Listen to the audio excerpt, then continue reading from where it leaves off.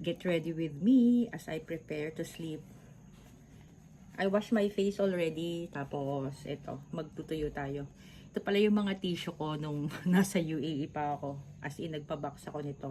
Tapos tinitipid-tipid ko siya. Kasi mahal dito yung tissue.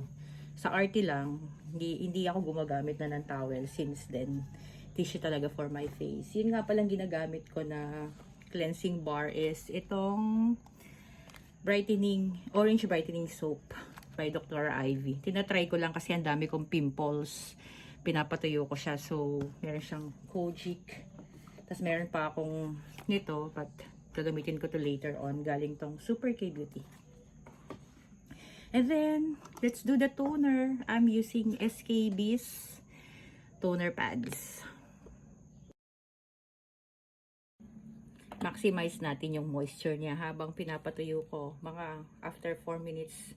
Ito muna yung mga ginagamit ko para sa face ko. Yung mga Bello. Ito daw yung magic cream ng Bello. Tyronesis cream. 5%.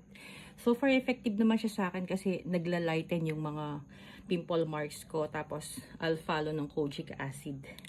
Eto, medyo pricey siya pero so far effective sa akin tong dalawang product na to. I use it day and night. Pero napansin nyo, onti na lang siya. Ito muna yung gagamitin ko, yung First Aid Care Cream ng Super K Beauty din. Yan. That's all.